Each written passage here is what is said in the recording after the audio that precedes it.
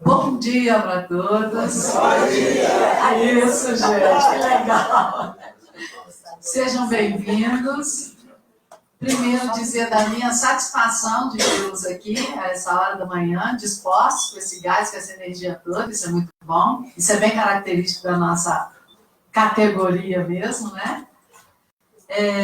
A Comissão de Psicologia Organizacional e do Trabalho do Conselho Regional de Psicologia de Minas Gerais, ela já está em funcionamento essa é a terceira gestão, né, que nós já estamos encarando. 2 gestões completas já passaram. Nós temos frequentemente eventos aqui neste auditório. Alguns a gente faz fora em função da demanda, do tamanho do assunto a ser tratado, mas a maioria a gente faz aqui e a intenção é essa, trazer o psicólogo para dentro do conselho também, aproximar mais a categoria daquilo que a gente produz, daquilo que a gente faz. Nossas reuniões são mensais, desde já fica o convite para que vocês se aproximem e façam parte, né, desse espaço de discussão. Nosso foco é trabalhar toda e qualquer situação que afeta ou que atinge o indivíduo de alguma forma. Nosso foco é trabalhar a saúde mental das pessoas. Nós estamos pensando no impacto do trabalho na vida das pessoas e qualquer coisa que diz respeito a isso, seja no trabalho formal ou informal, nos diz respeito. E como nós temos essa prática de realizar esse evento, é com muita satisfação que eu anuncio que este evento de hoje, por exemplo,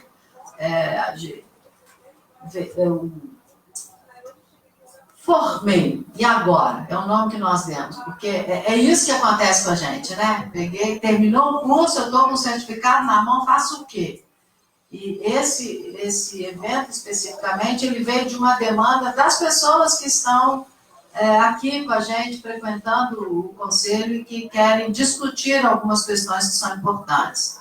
E, de fato, a gente sai preparado na academia, não plenamente preparado, e que bom, porque a gente nunca está plenamente preparado, especialmente na nossa área, o aprendizado precisa continuar, mas a gente se esbarra em algumas questões de mercado que lá a gente, de fato, não tem a possibilidade de conversar mais detalhadamente. E para conversar sobre isso, nada melhor do que um professor, doutor, pesquisador no tema que vem nos auxiliar e abrir esse diálogo com vocês. A ideia nossa ele faz uma apresentação e depois a gente abre para a participação de questões, né? Primeiro daqui da plateia e depois, numa segunda rodada, do público que, desde já também eu agradeço, que está nos acompanhando pela internet. Portanto, fiquem à vontade para fazer as anotações que vocês quiserem. Dentro dessa pasta que vocês receberam, tem a folha, tem a caneta e para que a gente não quebre o fluxo da apresentação, eu sugiro que a gente anote e depois a gente faça, então, um debate interativo, tá? Um outro favor que eu peço para vocês é que respondam este formulário de avaliação do evento. Isso aqui é muito importante para a gente, não só para que a gente faça as correções de rota, né? Para a gente acertar cada vez mais, a gente tem essa pretensão, né, de querer fazer o melhor sempre, e para a gente fazer o melhor sempre, a gente precisa do feedback de vocês, que vocês quem vão nos dizer até que ponto estamos acertando ou não, e, inclusive, fazer sugestões de temas que são do interesse de vocês, que a gente pode, de repente, tentar aprofundar ou trazer uma temática que talvez a gente não tenha abordado aqui. Para falar, então, com vocês sobre estou formando e agora, ou formei e agora, eu convido o professor doutor João César Freitas Fonseca. Ele é psicólogo, especialista em gestão de RH, mestre em Psicologia Social, doutor em Educação pelo FMG, professor na Faculdade de Psicologia da PUC Minas, onde atualmente faz seu pós-doutorado. Desenvolve estudos em torno das clínicas do trabalho e da inserção dos psicólogos na carreira profissional. Seja bem-vindo, por favor.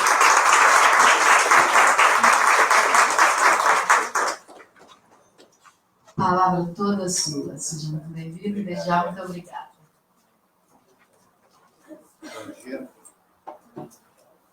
Bom dia a todos e todas.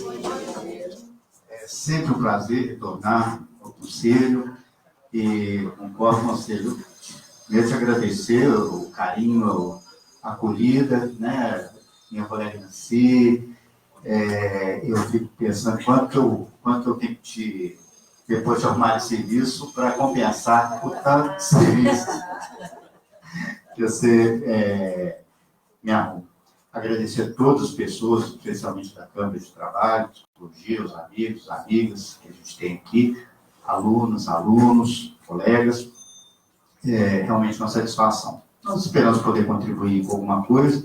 Como diz o Guimarães Rosa, não sei de nada não, mas desconfio de muita coisa. Então vamos trocar um pouco de desconfiança aqui. Né? Eu mesmo vou pilotar a máquina aqui. A expressão "estou formando e agora", aliás, eu vou pedir uma gentileza pessoal depois, se puder diminuir essa luz aqui, acho que ajuda, viu? Só essa daqui da frente. A expressão "estou formando e agora", ela traduz uma expectativa de resposta, né? E agora? Estou formando e agora? Não, tá bom. Tranquilo, só para reduzir um pouquinho. E agora? O que você faz? Eu me lembrei, preparando relendo o título, e já vou deixar claro, viu? Esse título é fruto de uma negociação, né, Nancy? Entre Edna e eu, porque quando elas falaram, olha, o título é esse, eu falei, não, o projeto que eu tenho para falar para vocês é um outro nome. Aí elas falaram, não, vamos apresentar com esse nome? Eu falei, tá. E aí eu vou ver qual vai ser a ligação das duas coisas, porque eu acho que esse agora ali ele é muito importante para a gente. Pergunta, né? Pergunta de momento de mudança da vida, é próprio da condição humana. Todo mundo se pergunta quando está mudando e quer saber. Essa é a matriz da filosofia. Eu lembro que uma vez eu estava numa fazenda lá no Circo, um pai de um amigo nosso, e de noite tinha uma pedra grande assim na frente da casa. Ele falava, João, essa aqui é a pedra filosofal.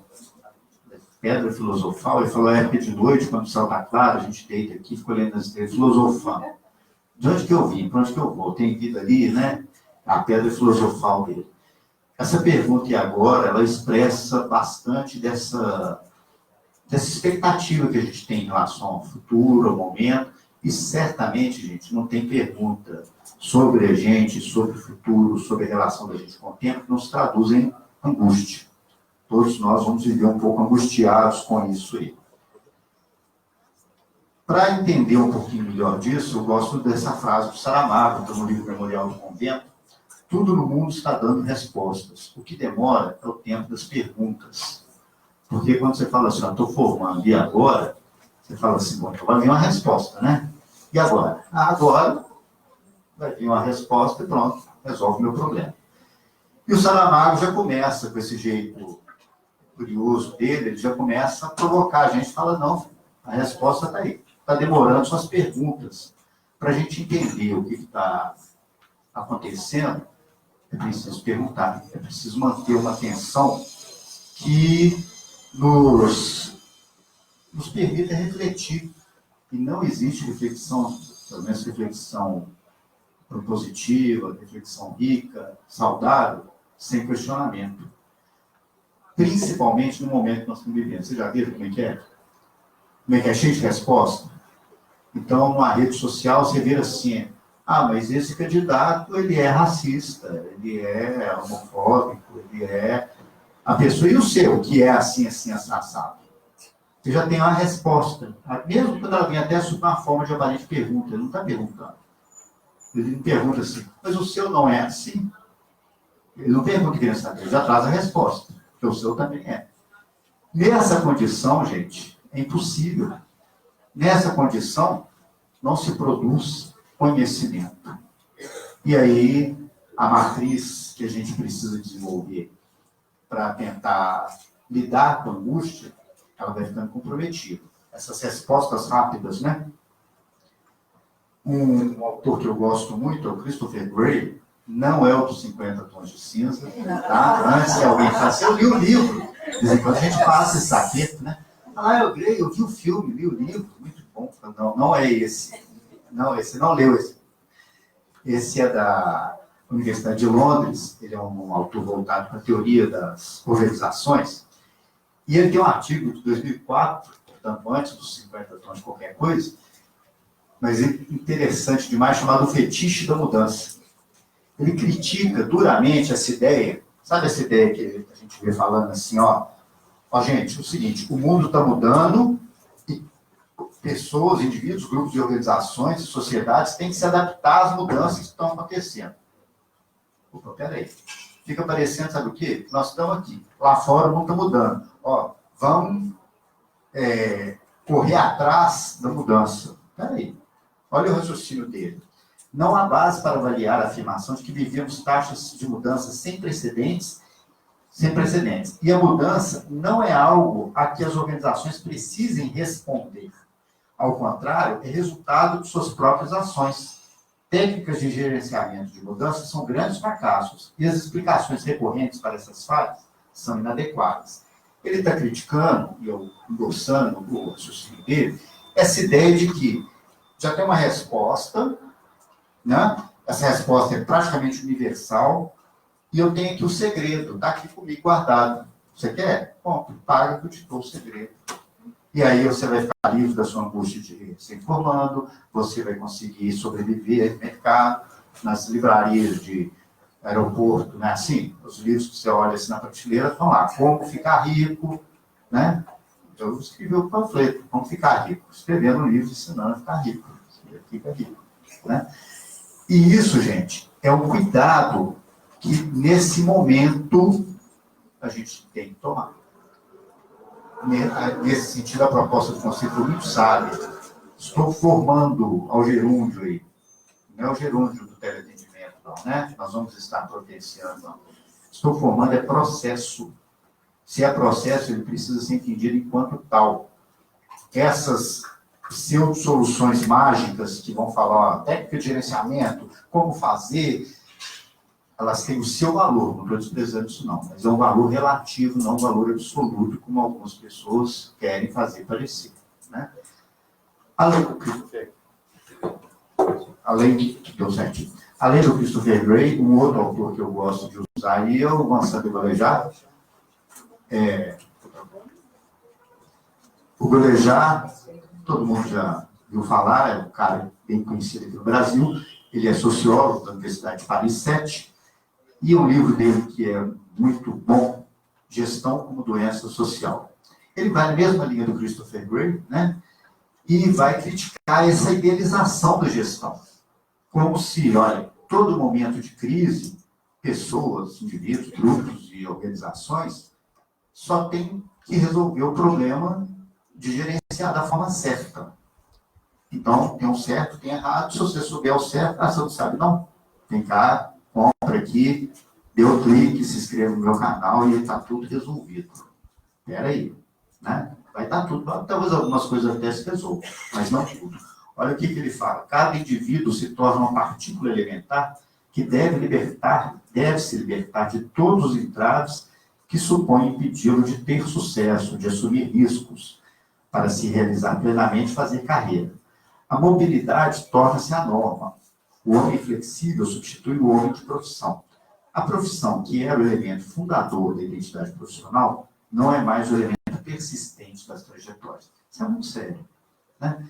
Porque desde a polivalência dos anos 80, 90, né, quando os trabalhadores, nossa classe de trabalhadores começando a ter que ficar polivalente. Então não basta você saber psicologia, não. Você tem que ser bom no Excel. Você tem que saber também o inglês e talvez o francês e...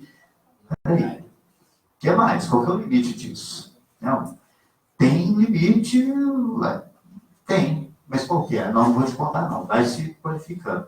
E aí, essa história da qualificação, ela tem que ser vista de uma forma mais crítica. É óbvio que eu preciso me qualificar, sim, né? Mas não dessa forma submetida a uma idealização, uma gestão idealizada, que vai te ensinar o jeito certo e que você tem, que os outros não têm, e que reproduz processos de exclusão. Isso é muito sério, né? Então, quando a gente está pensando assim, olha, então, como é que eu vou fazer no momento da formatura? Bom, você começa sabendo que você não vai fazer. Não reproduza de uma forma alienada, de uma forma irresponsável, processos de exclusão que vêm sendo mantidos há muito tempo e dos quais, inclusive, você, muitas vezes, ficou submetido também, porque nós não estamos alheios a isso. Se você não toma cuidado, você acaba reproduzindo aquilo que você mesmo criticava um tempo atrás, né? Esse raciocínio, gente, ele é tão sério, ele me fez lembrar essa música do Herbert Viana, eu já comentei isso em sala algumas vezes. A música faz o segundo: eu queria ver no escuro do mundo onde está tudo o que você quer, para me transformar no que te agrada, no que me faça ver. Quais são as cores e as coisas para te prender? Não é isso? Então, se você entra nessa história de um jeito muito crítico, sem uma reflexão, você fala assim, não, mercado, o que você quer? O que eu preciso fazer para que você me aceite? Depois que você aceita, bom, você já me aceitou, mas eu preciso ficar igual aquele namoro, né? Não quer só namorar, quer casar, mas quer casar para sempre, ó, né? Seja eterno. Nem quanto dure, não, é eterno mesmo. Isso, gente, parece assim se aproximar. A psicanálise não é o meu campo principal de atuação, mas assim, não tem como deixar de pensar numa postura quase histérica, né? Alimentando o desejo do outro, olhando para ele, o que você quer? Peraí, eu vou ser o que você quiser. E pior ainda quando esse outro vira o mercado, e de uma forma, olha, não, fala o que você quer. Ah, porque o mercado está querendo. Quando ele está querendo, tá bom, mas pior quando ele está exigindo. E aí amanhã ele exige outra coisa, e amanhã outro, e outro, e outro. Peraí.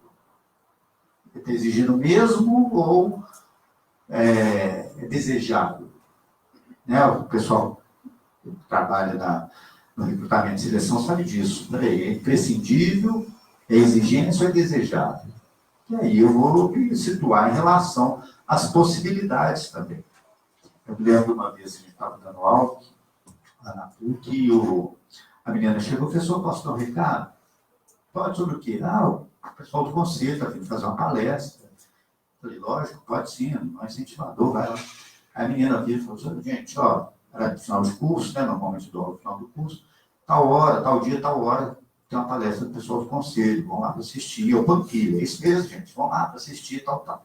Só que a menina, em vez de terminar, falar, tal, importante, aí ele fala assim, que é muito importante a gente ir lá para saber o que o mercado quer da gente. Eu falei, não, também, mas esse não é o principal e único motivo para você ir, não. Você vai participar do conselho, para você desenvolver a noção de atividade coletiva, da categoria, né? O mercado é um dos atores sociais relevantes, gente. Você não vai desprezar o mercado, é óbvio. Ninguém é bobo de falar assim, não, eu estou para além dele. Aí já está no outro nível também, que você já precisa preocupar. Mas sem idealização e sem essa coisa sacralizada que eu vou me render a ele, mesmo porque, gente, mercado não é gente, né? Vamos lembrar disso. Então, aquela história, o mercado amanheceu nervoso, lembra? Né? Primeira eleição do Lula. O mercado amanheceu nervoso porque o Lula está à frente das pesquisas. Esse mercado precisa fazer uma terapia, porque também fica nervoso demais. Né? Tomar cuidado com esse discurso. Né? Eu coloquei a imagem do caleidoscópio ali, porque às vezes a gente, principalmente quem está formando, fica um pouco nisso. Né? Peraí, o que eu tenho que ser? Qual que é a roupa? Qual que é a linguagem? Qual que é o corte de cabelo? Qual que é o... E essa fantasia é perigosa. O CFP divulgou em 2016 uma pesquisa que foi feita em parceria com o DIEESE sobre o título da pesquisa, Inserção dos Psicólogos, Psicólogas no Mercado de Trabalho, que trazia dados muito interessantes. Essa pesquisa está no site, ela foi concluída, se eu não me engano, em 2014, e depois tabulada e publicada em 2016. Nessa pesquisa, tem muita coisa que eu, evidentemente, estou recomendando vocês a leitura, mas vou pensar só essa tabela que eu achei muito legal, é a tabela 12, estimativa do número de distribuição dos dados psicólogos, psicólogas e dos dados ocupadas com ensino superior, segundo posição da ocupação, Brasil 2014. Ali, gente, resumidamente, as colunas que contêm os dados, né, diz respeito aos psicólogos e psicólogas e as pessoas que estão ocupadas, que têm nível superior, todas as outras áreas, né, todas as áreas. Olha que interessante, a primeira linha, não sei se vai dar para ver, empregado com carteira. 22% dos psicólogos, 22,6%, são empregados com carteira. Se você pegar a população brasileira de nível superior, de forma geral, 40,8%. A maior parte das pessoas são empregadas com carteira. Vou pular ali para a quarta linha, que trabalham por conta própria. É a maior parte dos psicólogos e das psicólogas, 42%. Se você comparar com os outros profissionais de nível superior, apenas 13,5% trabalham por conta própria. Isso quer dizer que a nossa área, nesse retrato, né, aqui no gráfico, dá para ver claramente, a cor roxa aqui são os que trabalham por conta própria, nós somos profissionais que vamos ter que abrir trilhas mesmo, né, abrir trilhas próprias, né, trabalhar por conta própria, que é o termo, né, engraçado, né, por conta própria, né, quer dizer, a conta não vai ser a conta salário para muita gente, vai ser a conta que você vai ter que movimentar por sua conta e risco, né, então você vai ter que fazer o controle. E é muito interessante que realmente, aí faz sentido a demanda que aparece, né, Beck? A gente não é formado para isso, não. Para cuidar da nossa vida, para cuidar da nossa conta, na faculdade a gente não fala disso, né? Fala assim, ó, como é que tá? E tem até, é interessante, porque é um movimento dialético entre professores, alunos de organização, que é mais ou menos assim, instituição de ensino, que é mais ou menos assim. Professor, eu me lembro da minha formação, né, que alguns professores não tinham mesmo muito cuidado, não tinha essa questão de tomar conta, não. Professor, onde está o texto? O professor respondia para mim assim, no açougue. Açougue? Como assim? Onde está o texto? Está na biblioteca, está no livro, se vira. Está no açougue, ó, você vai, se vira. E eu estava entendendo que aquele movimento era um movimento extremo. E aí, o que a gente percebe hoje? A gente não trabalha com conta própria da pessoa, com autonomia, de onde a pessoa, o texto, onde está o texto? O texto está aqui, está na mão.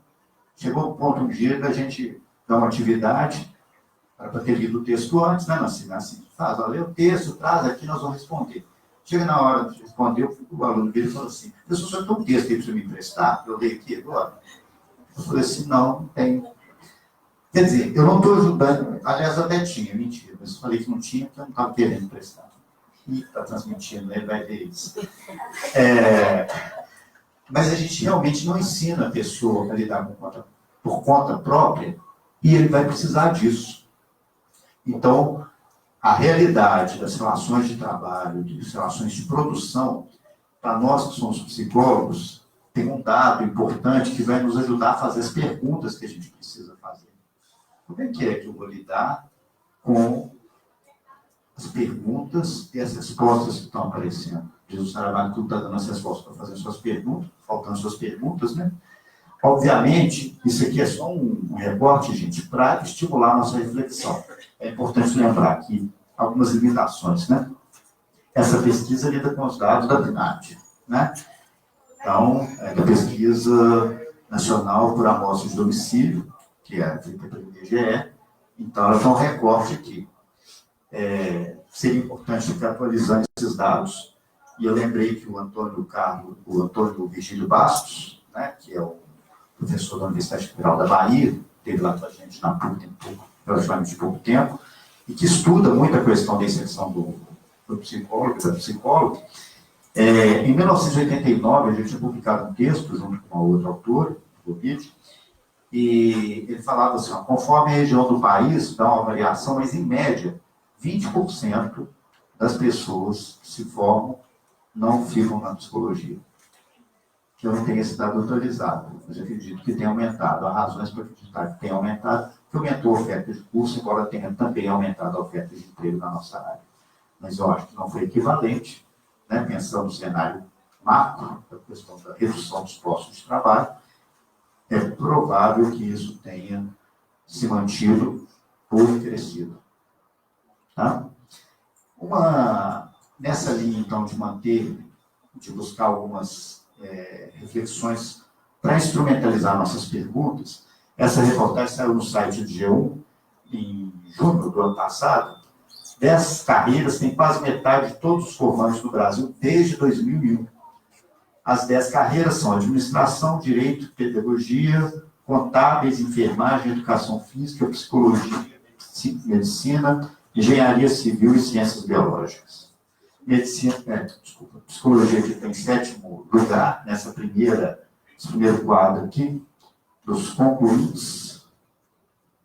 Aqui, psicologia, concluintes das 10 carreiras mais procuradas, em primeiro lugar, administração, isso tem a ver com a oferta de cursos também, né? E o custo dos cursos, né? Obviamente.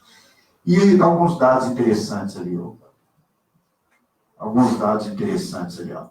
Psicologia. Na FUVEST, a concorrência da carreira de psicologia só ficou atrás dos cursos de medicina, em 2017. Segundo o censo do INEP, em 2017, psicologia era a 7ª carreira com mais matrículas de graduação.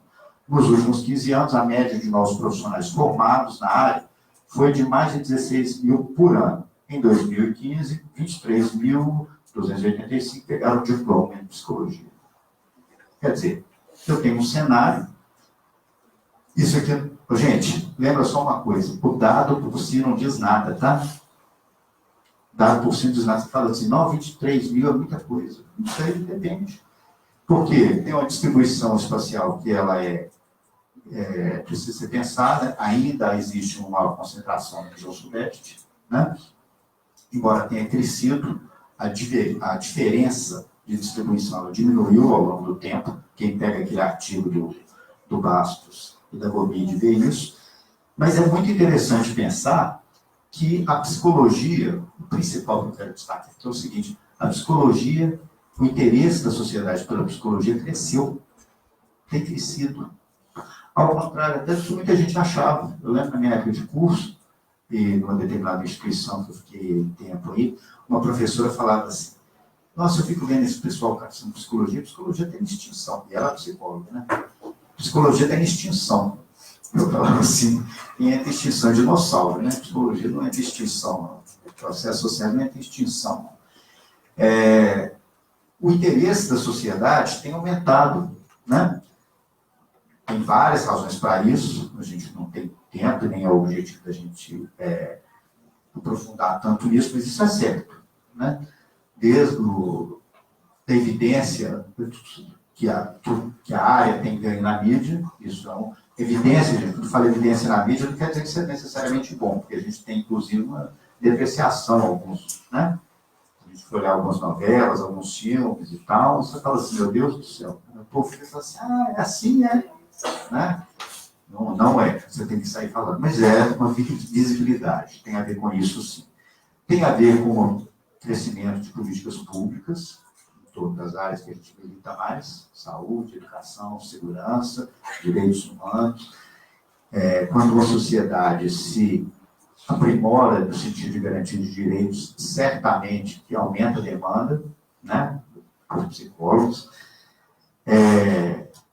Além disso, vamos juntar então as informações que a gente trouxe até agora.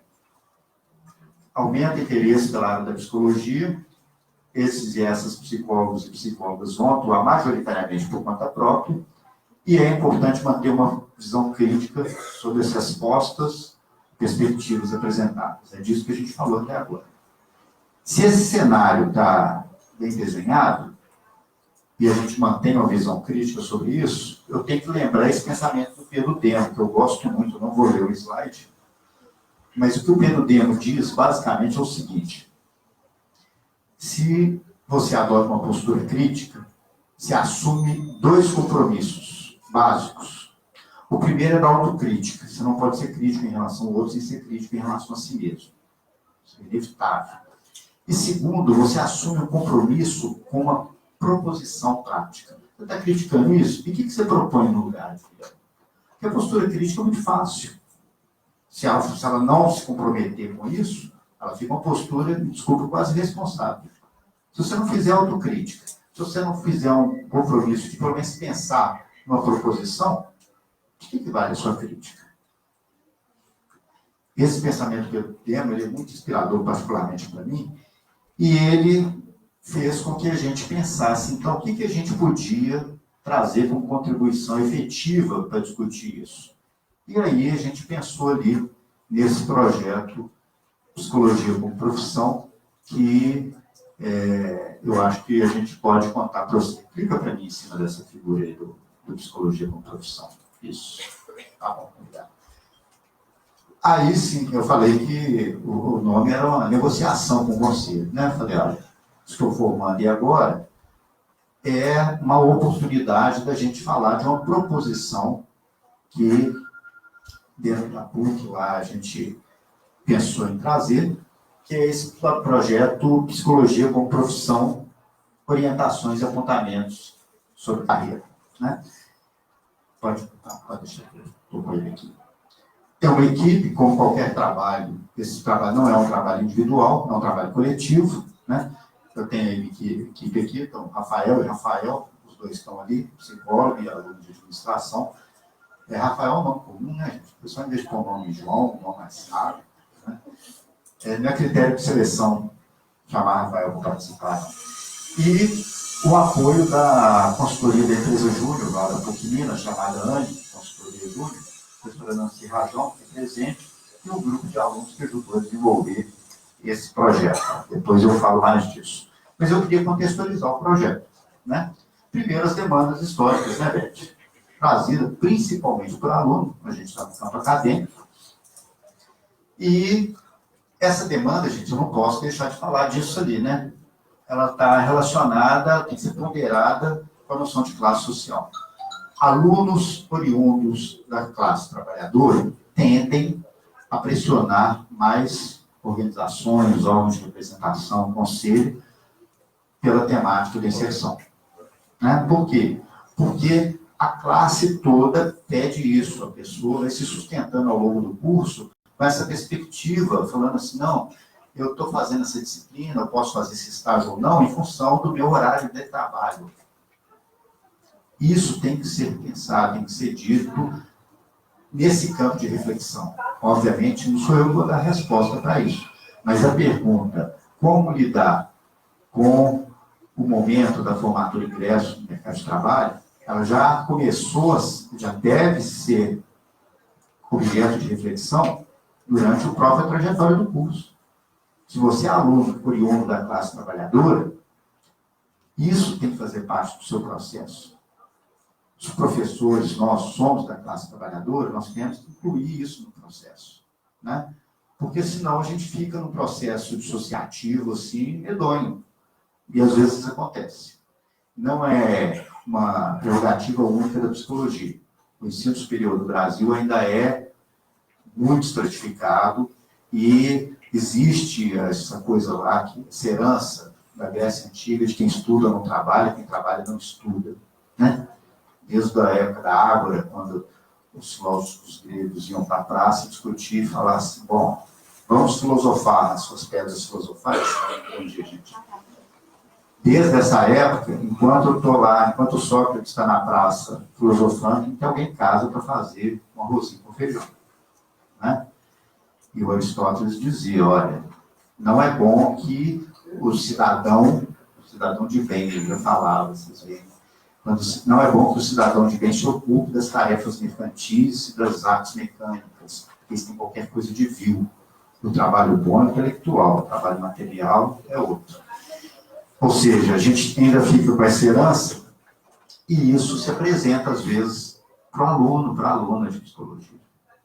E a gente tem que lembrar disso na hora de pensar. Olha, você vai se inserir, fica parecendo que é um ser abstrato que, de repente, se materializou ali. Não, você tem uma história de vida e trabalho. O Will Schwartz, que é o autor ligado à ecologia, tem uma expressão que eu gosto muito, ele chama de currículo labores. Você tem uma história de vida e trabalho.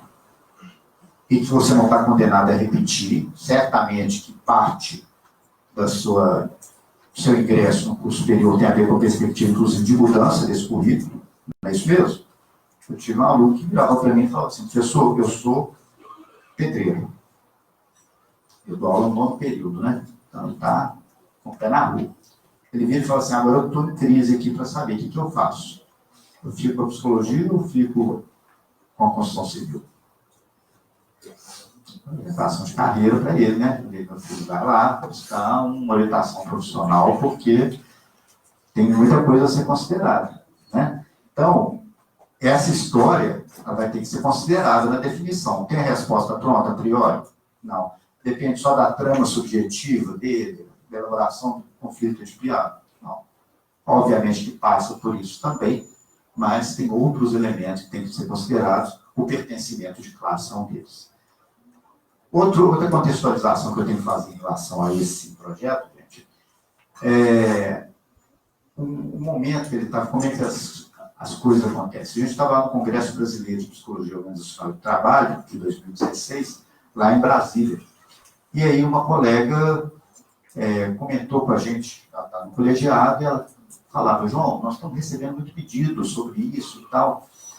E eu comecei a olhar os livros, acabando os livros no evento, sabe quando está no congresso, você vai lá na livraria, e eu achei uma quantidade significativa, pelo menos uns 3 livros rapidinho, sem procurar muito, sobre serviços e orientações para psicólogos recém-formados. E era um negócio que até então eu não tinha visto. Estou sempre acompanhando, não tinha visto com tanta intensidade, sabe? Olha, virou um nicho de mercado. Se virou um nicho de mercado, sabe? Na administração, o pessoal sabe disso. É porque surgiu uma oportunidade. Alguém viu ali um negócio. Falou, ninguém fez isso até agora. Se ninguém fez, então talvez, uma reflexão, a universidade tenha uma responsabilidade de fazer alguma coisa também. Não é que a gente vai cobrir, nada tem espaço, se a sociedade, se tem mercado, alguém vai ocupar, né? Mas talvez a gente possa contribuir com alguma coisa. Uma situação específica que vinha no ex-aluno nosso, já tinha se formado, e acabou uma tentativa, infelizmente, bem sucedida de autoextermínio. Ele suicidou. E a questão do trabalho e da empregabilidade fazia parte do processo dele, né?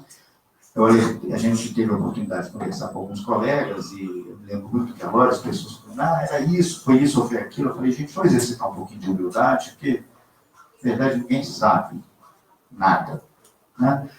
Mas a gente desconfia de muita coisa e, sim, a questão da empregabilidade, não ter conseguido se inserir no mercado, certamente afetou a pessoa. E como era uma pessoa que tinha uma visibilidade grande, a gente ficou muito impactado, esse fator também pesou na elaboração do projeto. E eu acho importante, a gente fala para muita gente, às vezes fica parecendo assim, a questão subjetiva pesa pouco, para nós, psicólogos e psicólogas, nunca pode pesar pouco. Às vezes é esse caso da pessoa que você conhece, que vai te movimentar para fazer uma ação que modifique as vidas de muitas pessoas, né? E aí surgiu, então, a proposta do colegiado do curso de psicologia da PUC São Gabriel, e a gente tocou a parada e nós apresentamos 2 projetos. Não, na verdade, um projeto com 2 subprodutos. O primeiro subproduto é esse que eu vou apresentar aqui para vocês, que são os encontros presenciais trabalhando com a informação,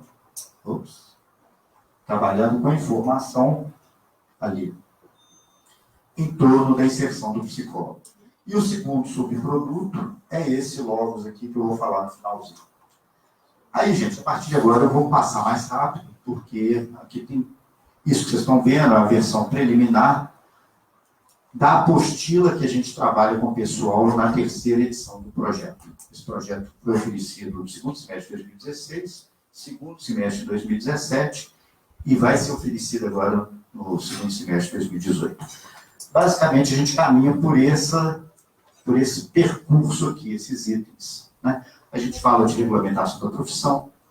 Por que a gente fala disso? Porque psicologia é ciência e profissão.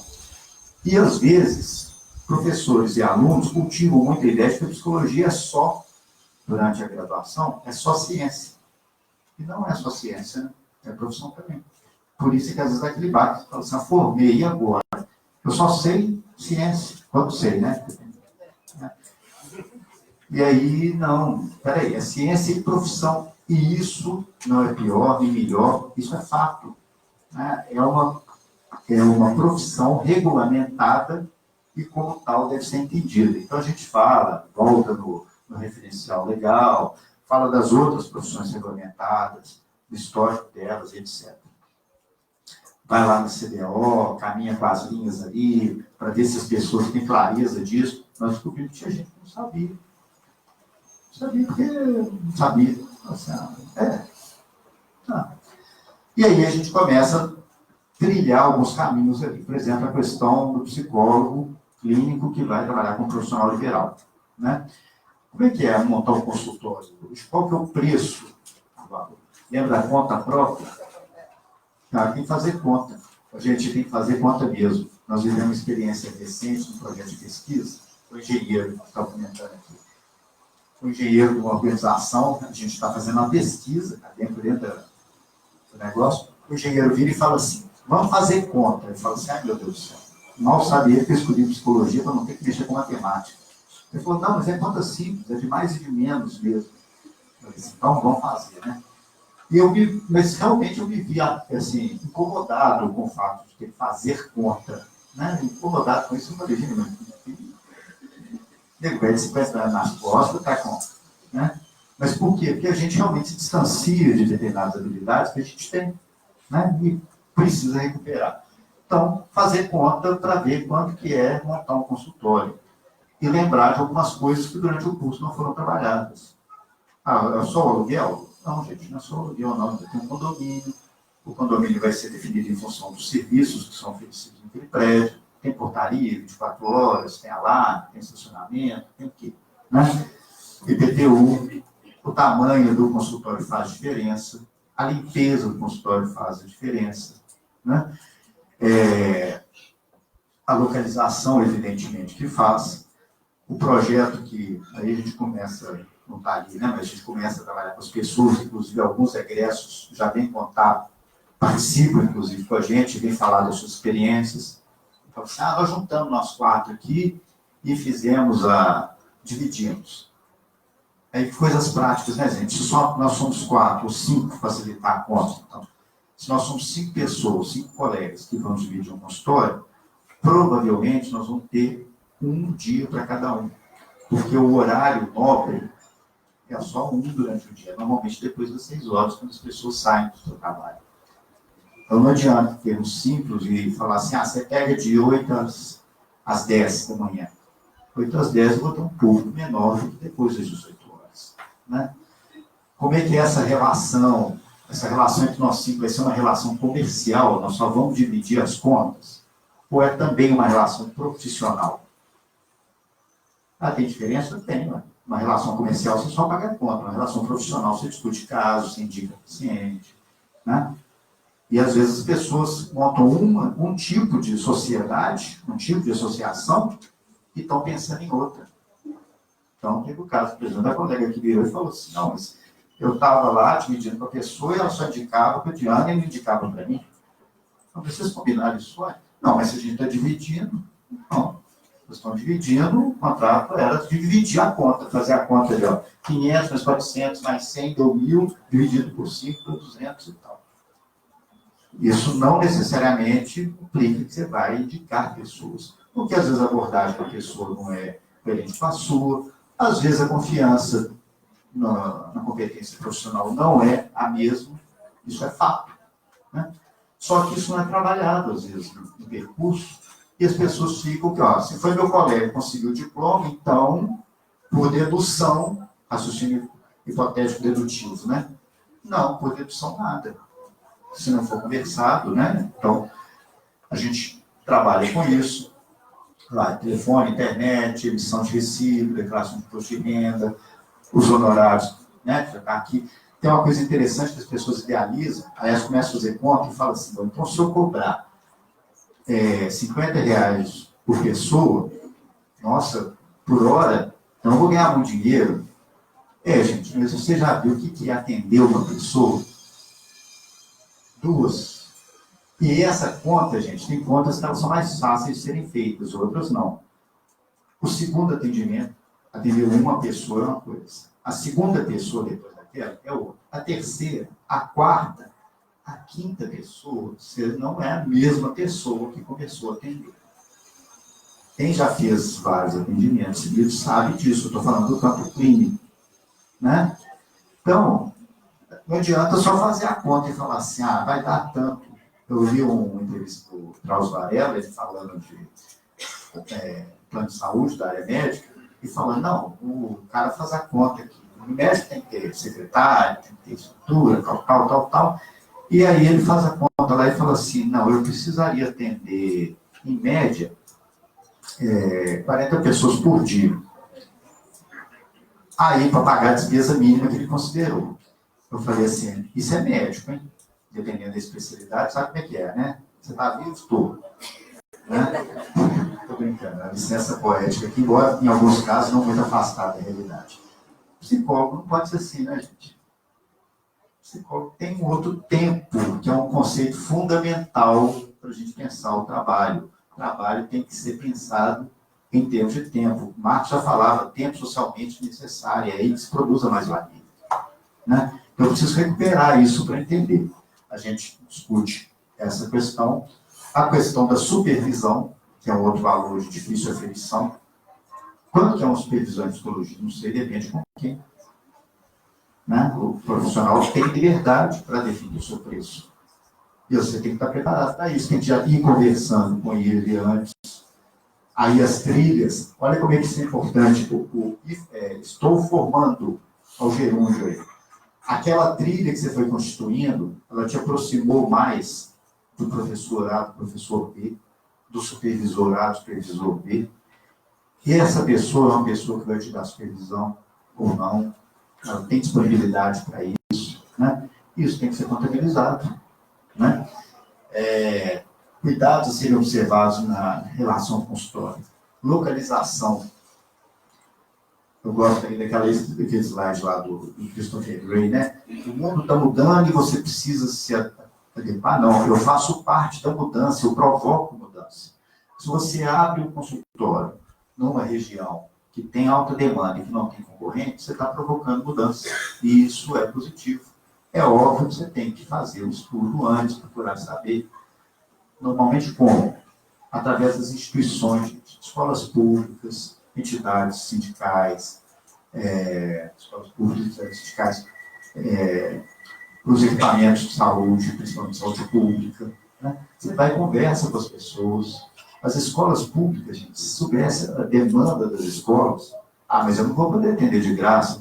Lógico que as pessoas trabalham de orientação profissional, quantas você conversa com as diretoras, com os professores, com os próprios alunos, vai fazer uma palestra. E dali você abre mercado para você. Né? Você percebe a mudança de postura? É você fazendo parte de uma mudança, você provocando uma mudança. Eu estava vendo ontem um jornalista escrevendo que na última campanha eleitoral para presidente, apenas 2 pessoas tinham na sua pauta de governo, seu programa de governo, itens específicos voltados para a população LGBT. Esse ano, praticamente todos os candidatos têm. Claro que não vou cumprir, mas tem. Assim, então, é uma mudança que vai sendo provocada. E isso é importante, você sair desse lugar reativo. A mudança aconteceu, deixa eu ir lá correr atrás dela. Não, peraí. A localização faz parte desse processo de mudança. Né? Segurança, horário de chegada e saída, acesso, estacionamento. quem for vender aqui nessa região tem que contabilizar o preço. Rotativo, 4,40, né? Quanto tempo? Tem um lugar ali de cima, na Amores, que são 5 horas. Se você ficar aqui na Rua da Bahia, 1 hora. Isso faz toda a diferença, né? Em compensação, se você vai para o bairro, você não vai ter que arcar com esse custo, né? Mas não é só você, né, gente? Você tem que ver a sua clientela. Por outro lado, uma sala aqui tem uma grande vantagem. Qual que é? A mobilidade e o acesso de várias pessoas, inclusive quem lida com, às vezes, adolescente, criança, os pais deixam e tem condição de pegar depois. Isso tem que ser pensado, a soma de variáveis que tem que analisar para bolar aqui na administração, a gente chamaria definitivamente um plano de negócio, né? Diferenciar a questão da privacidade, isso aí, os professores normalmente da área clínica até trabalham com questões éticas, né? O acesso, a informação, mas você precisa ter cuidado com isso. O seu espaço ele é divisória, que permite quem está do lado de fora ouvir, a bendita da sala de espera. Como é que é o espaço de espera? Sua sala tem espaço de espera? Se ela não tem, um pai e uma mãe vai acompanhar uma criança, vai ter que esperar, provavelmente, um saguão do prédio, né? Você tem que pensar nisso. Isso faz parte da gestão do seu negócio, né? Então, gente, esse tipo de situação, eu estou usando como exemplo o que a gente trabalha nesse curso. Vocês estão percebendo que a ênfase é a informação? A gente até recebeu demanda, inclusive, de alguns colegas da própria PUC, falando, João, mas por que você não faz alguma coisa numa abordagem mais terapêutica? Né? Fala assim, não é a nossa pretensão e nós não temos estofo para isso. A gente trabalha em média aqui com um grupo de 20 pessoas, esse ano a gente está até expandindo, muita gente pediu, então a gente deve chegar a 30. Se for trabalhar nessa abordagem, olha, mas qual o sentido da atividade clínica para você e tal, aí nós vamos ter que trabalhar com um grupo menor, né? Não é o nosso foco, nossa ênfase é a informação. Existem outras propostas que a gente sabe que estão sendo amadurecidas que vão caminhando mais nessa linha. Então, o foco nosso é a informação. A associação entre recém-formados, afinidade, divisão de horário, cobrar na primeira sessão, isso apareceu. Eu falei, gente, mas o pessoal da clínica já trabalhou isso, comecei com os professores, a colega me disse assim, não, mas eu não falo isso com eles, velho. Tem que cobrar desde a primeira sessão.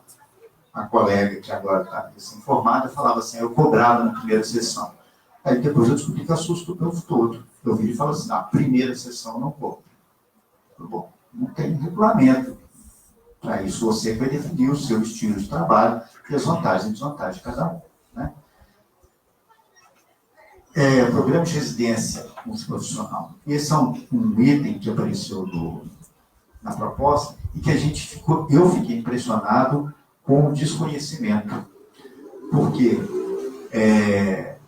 a gente na psicologia não fala da residência, né? Fala muito pouco. Aí o aluno, a aluna que está formando, ou que já formou, ele fala assim, mas tem isso. E aí, gente, é um problema. Por quê? Porque um programa de residência, na verdade, é uma pós-graduação, é extremamente concorrido. Sendo extremamente concorrido, o que você precisa fazer? Se preparar. Você precisa estudar antes. O pessoal, nos cursos de medicina, que a residência já está consolidada, o que eles fazem? Normalmente, igual pré-vestibular, né? Ou extensivo ou intensivo. 2 anos antes, ou 1 ano antes da formatura, eles começam a fazer paralelamente a graduação, a preparação para a residência, estudar para a residência. Um cursinho preparatório para a residência hoje tem em torno de R$1.000. Loucura, né? É esse negócio, como que dentro do modo capitalista, gente, tudo vira produto. Tudo vira mercadoria, olha, cada dia fala assim, olha, está aumentando a oferta de curso, esse povo vai preparar para a residência. Então, eu vou preparar alguma coisa aqui para eles. O que eu acho que a gente precisa pensar? Compartilhar informação, falar com as pessoas, existe um programa de residência multiprofissional, entender que isso é uma possibilidade de inserção. Essa apresentação, gente, eu preciso até fazer uma ponderação. Isso aqui é a apresentação do ano passado, atualizada em alguns pontos, em outros não, tá? Então, só para ilustrar mesmo. Por exemplo, ali dois programas de residência multiprofissional. A bolsa gira em torno de 3.300, eu acho que essa data está desatualizada, acho que essa bolsa já aumentou um pouquinho, não tenho certeza. 60 horas por semana, que muitas vezes você trabalha em regime de plantão, né? E um processo seletivo normalmente pesado. Algumas editoras, principalmente que fornecem material de estudo, já têm páginas nas redes sociais que divulgam isso, e é uma trilha, é uma possibilidade a ser cursada, né? E que tem que ser colocada, assim, em debate, né?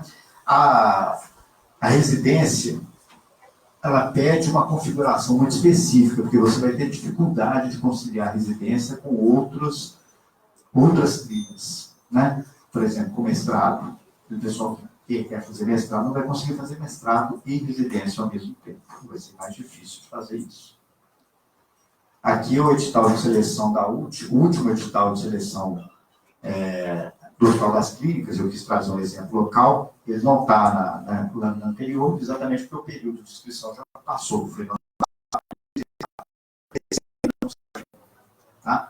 Então, vale a pena também ficar atento.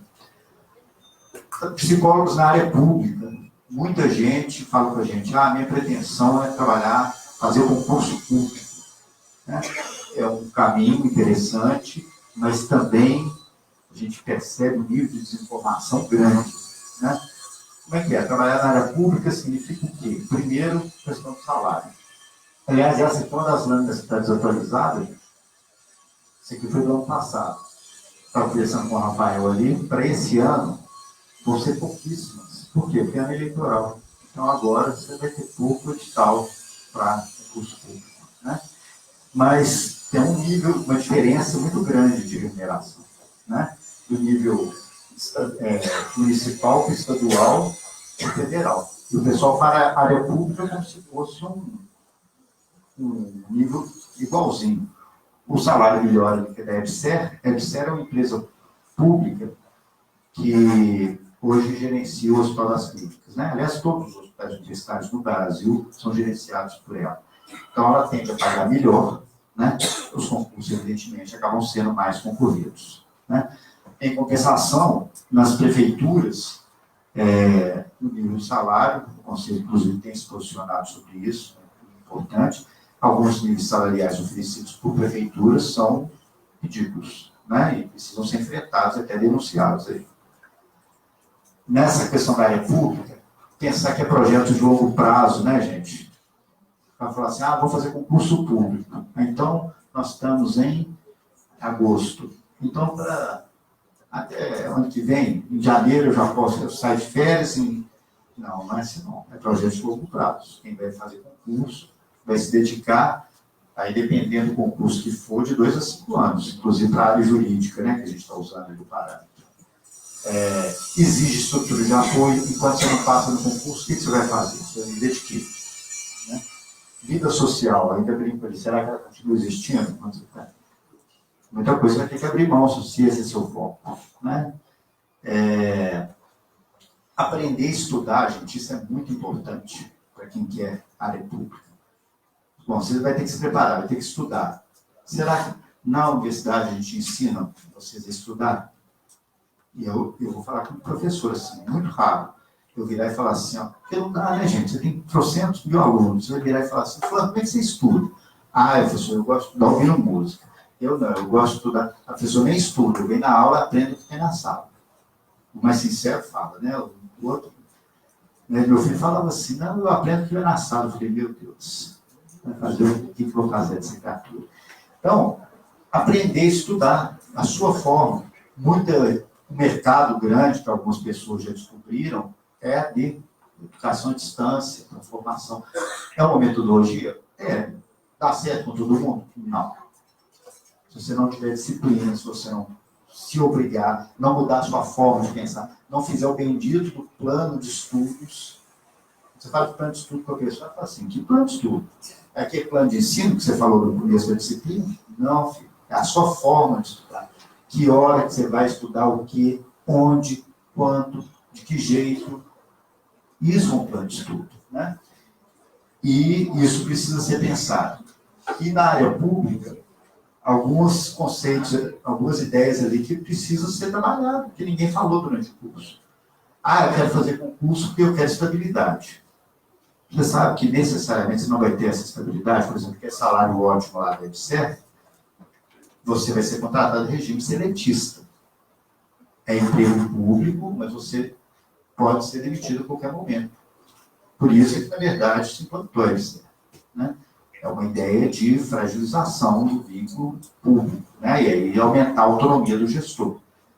A ideia de carreira, né? Quero aposentar. Ainda a gente não fica esperto e não vota direito para você ver se vai aposentar. Eu não sei se eu vou aposentar, não vocês. E lembrar, gente, essa noção de carreira, isso é muito importante. Às vezes a pessoa, eu quero fazer o concurso público, tá? E às vezes já está na área pública. A maioria dos órgãos do setor público não tem plano de carreira que permite mobilidade. A Constituição de 88, ela restringiu saúde, a mobilidade das pessoas. Quer dizer o quê? Se você entrou no concurso público na área administrativa, para a maioria dos órgãos do Poder Executivo, você vai ficar nisso. O fato de você ter completado a formação em psicologia não garante a você uma mudança. Se quiser mudar, você vai ter que fazer outro concurso. Então, você tem que pensar nisso. Fala assim, eu quero ir para a área pública. Pensa o seguinte, você pensa em você durante 10, 20 anos fazendo aquela coisa. Isso é importante, porque se você não se vê daquela forma, não faz não. Porque senão você vai sofrer e vai impor seu sofrimento para os outros também. Uma nota pessoal, meu filho mais velho, quando ele completou 18 anos, a família falava, bota esse menino fazer concurso, bota esse menino fazer concurso e tal. Eu falei, só se for para matar ele e que ele for atender.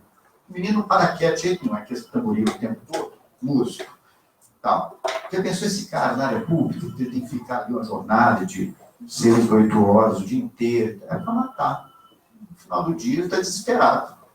Quer ser música, quer mexer, quer andar, quer consertar equipamento, caixa de som. Não tem nada a ver com ele. Então, tomar cuidado com esse desenho que se coloca em relação à área pública. Já descontou. Você controla o meu tempo? Tá? A carreira acadêmica, a gente fala também, mestrado, doutorado. Isso, gente, em algumas áreas já tem se configurado com a redução dos postos de trabalho. As pessoas têm se mantido na academia mais tempo, isso é uma verdade, né? Algumas áreas, isso já viram praticamente tradição. Nos campos das biológicos, por exemplo, o povo faz a graduação, já faz a iniciação científica, já amarra ali o projeto de mestrado, faz o doutorado, termina cedinho, né? Caminha cheio de espinha ainda, todo novinho, fazendo doutorado, porque as possibilidades de ingresso no campo do mercado de trabalho ainda são reduzidas. E aí você precisa entender, será que é isso mesmo? É uma opção, tem os seus ganhos e tem as suas perdas, né? Você precisa entender isso, diferenciar o que é uma pós-graduação lato sensu de uma pós-graduação estrito sensu. De novo, né, a questão do mercado. Algumas instituições de ensino começam a vender ideia de MBA como mestrado. A maioria dos MBAs são cursos de especialização, né? Isso é regulamentado pelo MEC, pelo Conselho Nacional de Educação. Carga horária de um mestrado, a carga horária de um curso de pós-graduação. O mestrado ele visa normalmente iniciar na docência, desenvolver pesquisa. Tem um mestrado profissional, que é uma possibilidade relativamente recente. A gente não tem mestrado profissional no campo da psicologia aqui. Na verdade, no campo da psicologia do trabalho, o Virgílio Bastos falou com a gente que ele conhecia um. Estava até estimulando a gente a tentar oferecer um outro aqui. Mas tem poucos. Então, de repente, é um nicho, né, para ser explorado. Os custos de não fazer conta, né? Eu quero fazer um mestrado. Talvez uma opção interessante seja, antes de fazer o mestrado, fazer uma especialização. Eu, particularmente, fiz isso. Eu tentei mestrado, a primeira vez que eu tentei não reprovar. Encontrei com uma professora que virou e falou, João, seu projeto foi bom, mas seu currículo está pobre. Você devia tentar fazer uma pós. Beleza, cadê a sugestão? Realmente deu certo, foi interessante. Como é que é? A gente usa duas instituições, no caso na PUC, a gente tem uma política de incentivo, inclusive, à permanência do aluno na instituição, e faz o FMG para comparar com uma universidade pública, né, para a pessoa poder avaliar, porque tem gente que mesmo tendo a facilidade, às vezes, o desconto na PUC não tem condição de pagar mesmo, né? E aí ela tem que ver, embora ela tem que lembrar que os cursos de especialização na UFMG, coloquei ali gestão estratégica só para comparar, são pagos. Então, essa pessoa precisa saber. Ah, mas eu vou fazer o curso, uma pós-graduação na UFMG. Você vai pagar. Se for especialização, você vai pagar. Você vai pagar o mestrado. Mas a especialização, a Universidade Federal pode e cobre, né? Então, é importante você saber disso. Então, as bolsas de estudo, como elas acontecem, valor de bolsa CAPES, todo mundo viu aí na imprensa a perspectiva de bolsas da CAPES para o ano que vem. Nossa, só estou dando notícia ruim, né? Isso aqui, eu posso fazer, né? Então, tá aí, né? Então, essa perspectiva, ela afeta fortemente os projetos de carreira das pessoas, né? Quem está contando com uma bolsa. A bolsa, que se sobreviverem, eu acredito que sobreviverão, elas são definidas pela maioria dos programas em função da sua classificação no processo seletivo. Então, percebe, gente, aí de novo o gerúndio. Tudo que você vai ansiar, você tem que começar a trabalhar antes.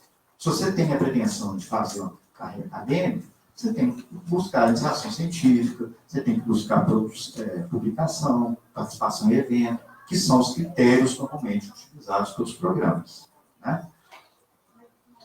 E as disciplinas isoladas, né? As disciplinas isoladas, isso é importante demais falar, porque hoje elas são a forma prática de ingresso das pessoas, né? Disciplina isolada é quando o programa de pós-graduação abre a possibilidade, quem não é do programa, participar da aula, se matricular na aula, ela se matricula numa ou duas disciplinas isoladas. Caso ela venha a ser aprovada, ela pede depois o aproveitamento daqueles créditos, né? Não são todas as disciplinas que têm a possibilidade de fazer como isolado, mas é uma forma interessante de você se aproximar do programa, principalmente se você não foi aluno daquela instituição. Então, você vai conhecer o corpo docente, saber o que ele pesquisa, o que ele produz, qual que é a linha de raciocínio dele, qual que é a abordagem. Desenvolve até uma linguagem mais próxima, né, daquele campo ali. Porque senão, eu me lembro da minha orientadora de mestrado, ela falava assim, se eu tiver que estudar muito para orientar um aluno que é brilhante, ele pode ser brilhante, mas não vai dar certo, porque eu não vou conseguir estudar o tanto que eu preciso para orientá-lo. Então, seria interessante que ele fizesse uma proposta mais voltada para as linhas de pesquisa do próprio programa, né? A PUC tem uma proposta de bolsas assistenciais, está definida, a gente fala disso. Vou acelerar aqui. Prestador de serviço autônomo, é uma possibilidade, os cuidados que a pessoa teria que ter com o prestador de serviço autônomo, né, por conta própria, com pessoa jurídica. Será que é necessário? Quando que é necessário registrar um CNPJ com pessoa jurídica? Normalmente quando você tem grandes clientes, quando você vai vender o seu serviço, e a pessoa precisa que você tenha nota fiscal, né? E aí você tem que ver qual é o modelo que você vai adotar. Os custos com avaliação, os custos dos testes, isso tem que ser pensado, evidentemente. Você vai comprar tudo, você está dividindo com alguns colegas, de repente alguém, um compra um, outro compra outro, enfim.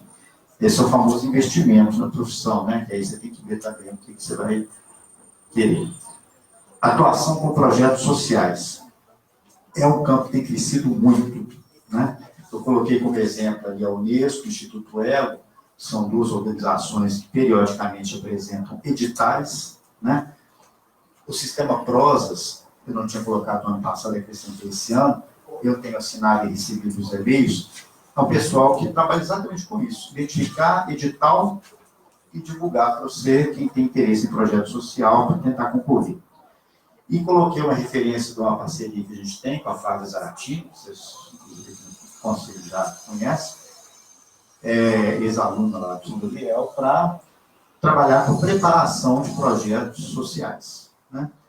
Normalmente, o que a gente percebe? A área de projetos sociais, ela exige também, igual aquela da área pública. Você vai concorrer ao edital. O edital é para o ano que vem. Como é que você vai sobreviver enquanto isso? Então, é uma experiência muito boa, muito gratificante, porque você está militando numa área que tem esse anseio, né? Mas ela tem uma exigência grande no sentido da sua estrutura de vida, né? Porque o dinheiro não vai entrar regularmente, pelo menos até que saia o resultado do edital, né?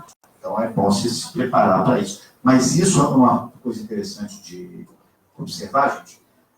Tem muita empresa abrindo edital para profissionais trabalharem com isso, né? E vale a pena conhecer esse campo.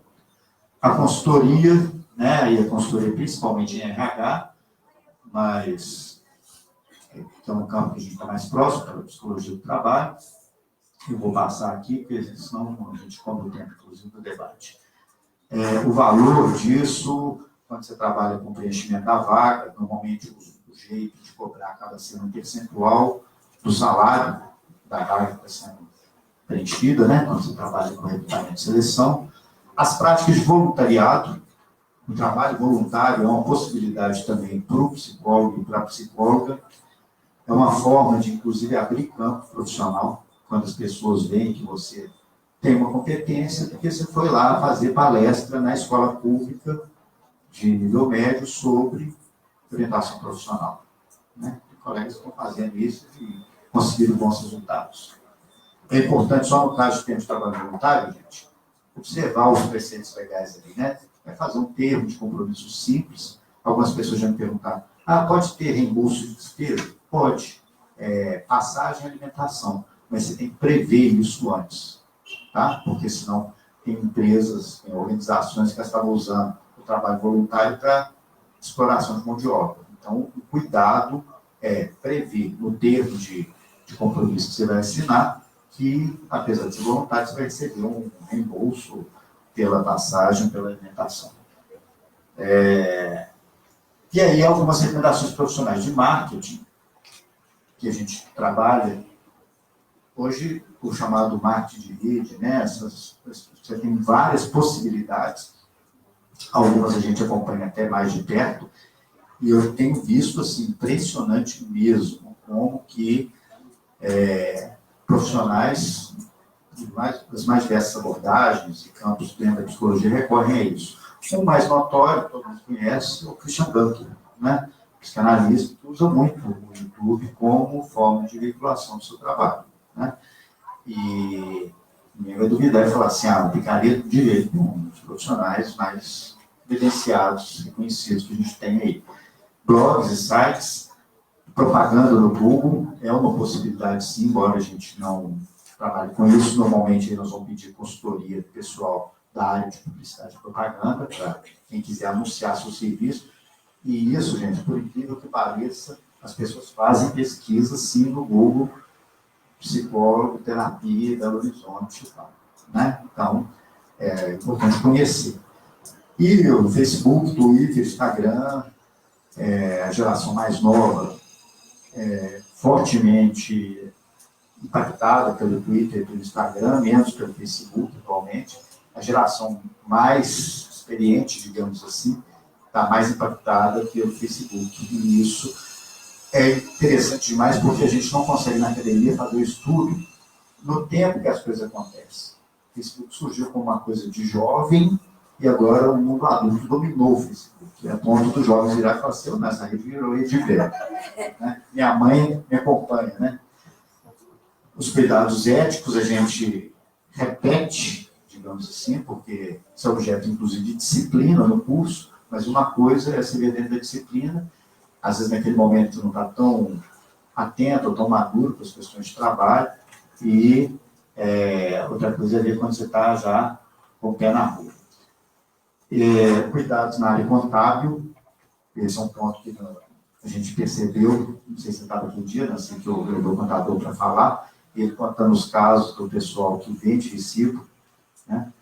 E que é um enfrentamento ético e jurídico, né? Porque ele falou, a psicóloga O cara é contador. Então, ele estava contando o caso, falou, ó, meu cliente aqui comprou recibo, eu não estou sabendo de nada, tal, depois disse que caiu na malha fina. Quando caiu na malha fina, ele contou o caso lá de uma pessoa uma profissional, uma psicóloga, que o pessoal da Receita foi apertando, até ela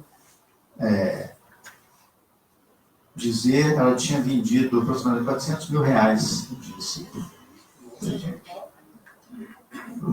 Né? Então, são cuidados éticos, jurídicos que as pessoas têm que tomar, né? A prática equivocada, está sujeita à sanção, sim, além de desqualificar, descaracterizar e desqualificar a profissão. Né? Então, as recomendações com relação às parcerias, né? Parceria é fundamental, tomar cuidado com alguns planos de saúde, empresas que oferecem esse tipo de é muito comum, associação dos funcionários da empresa tal. Ó, sou da associação, estou vendendo aqui, você quer se credenciar? Você paga tanto para ter um anúncio no nosso catálogo. E aí, dá uma olhada, será que esse investimento compensa?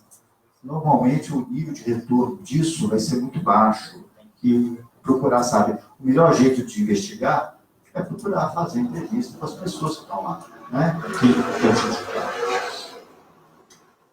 O working é um termo importante, que é uma forma de trabalho em conjunto, né? Eu não gosto demais desses termos em inglês, não sei, antigamente o working você ia dizer, a gente juntou uma associação, né? Mas é uma configuração que você não vai ignorar também o fato social, né? As pessoas dão esse nome daqueles espaços conjuntos, não necessariamente só de psicologia, é um espaço conjunto utilizado por advogado, engenheiro, tá lá, varia, você tem pacotes básicos aí de 15 até 167, R$15 por hora, ou 167 meses, isso é o piso, tá, gente? Você tem um espaço ali, aí vai ter na gradação conforme o serviço que você vai ter. Se você tem acesso à secretária, se você tem internet, se você tem café, o que é que você tem, né? E, finalmente, vou te pedir, dá um clique no Logos ali. O Logos é o segundo subproduto desse projeto. Além dessas informações que a gente trabalha, né? Vocês lembram que eu falei, nós trabalhamos com dois subprodutos. Um é esse trabalho da ênfase na informação. E o outro é esse que a gente acabou, na verdade, agora, de primeiro semestre, ficou 100% pronto. O Logos é um catálogo de profissionais em psicologia, desenvolvido pela PUC Minas. A gente vai lançar ele nesse semestre agora, já temos alguns dados ali, colocamos, já inserimos. Como é que ele vai funcionar? A gente vai fazer uma pesquisa com os professores, os professores vão fazer algumas indicações de ex-alunos, né? Os alunos podem procurar os professores, mas quem vai indicar efetivamente são os professores. E aí vai passar por uma banca, vai tentar minimizar o processo de critérios excessivamente subjetivos. Ninguém vai falar que vai tirar a subjetividade, né? Processo, porque afinal de contas estamos falando para psicólogos e psicólogas, né? Então, a ideia é que esses profissionais de todas as áreas da psicologia sejam incluídos nesse catálogo. Esse catálogo vai ser disponibilizado, evidentemente, na internet, para quem quiser consultar, ter acesso ao serviço. Clica para mim, por favor, ali de especialidade. Aliás, pode clicar direto ali no buscar profissionais. Pode deixar a especialidade aí, nessa caixinha. Isso. Aí estão os nomes das pessoas, a formação, contato, e-mail, se ela tiver um link no site próprio, endereço. É uma ferramenta que a gente vai utilizar para apresentar para a sociedade profissionais que a gente valida, né? Isso nós estamos colocando em caráter experimental, vamos lançar esse semestre, e a gente descobriu que essa iniciativa é uma iniciativa que está muito alinhada com um conjunto de ações que as universidades têm mantido, cada uma no seu estilo. A UFMG tem um programa que chama Centro UFMG, para quem estudou lá, eles falam, tem essa palestra aqui, tem isso aqui assim e tal. USP, se eu não me engano, a Faculdade de Economia da USP é muito interessante, que eles mantêm no site deles, os ex-alunos lá são assim, não sei quantos já foram ministros de governo, tal. Então, eles põem lá a informação, ó, nossos ex-alunos, eu falo assim, do jeito que as coisas têm estado, eu não ficaria muito orgulhoso disso, não. Tudo bem. A nossa ideia é ampliar as possibilidades de inserção profissional dos ex-alunos. Então, gente, a gente sabe que não é que qualquer contribuição que esse tipo de iniciativa faz para o processo, né, de conclusão dos psicólogos, né, de estar formando e se inserindo no mercado de trabalho. Isso aqui fica parecendo, vou ser franco para vocês, a sensação que eu tenho é que é muito pouco que a gente faz. Tá? Perto do tanto que ainda tem que fazer. Mas algumas modificações, gente, elas não estão só no campo do conselho, só no campo das universidades, elas estão no campo da sociedade. Né? A gente precisa, como diria o outro, tem que fazer popular, tocar a roda do carro com o carro andando. A gente precisa construir uma sociedade menos excludente, a gente precisa batalhar isso em diferentes frentes. Aumentar o leque de informação, a chance de reflexão crítica dos psicólogos e das psicólogas, faz parte do nosso dever, faz parte do que a gente entende que é a nossa missão aí. Né? A gente espera contribuir com isso. Basicamente, é essa a nossa ideia. Espero ter contribuído, de alguma forma, para essa discussão que o Conselho está fazendo, de melhorar a formação nossa e pensar a psicologia não só como ciência, mas também como profissão que é, e produzir a contraparte da dialética, né? Então, como professor, você informa e absorve também isso que o próprio mercado, os profissionais vão dizendo, olha, seria bom se você aperfeiçoasse a formação nessa e naquela direção. Né? Basicamente é isso aí, gente. Espero que ajudar.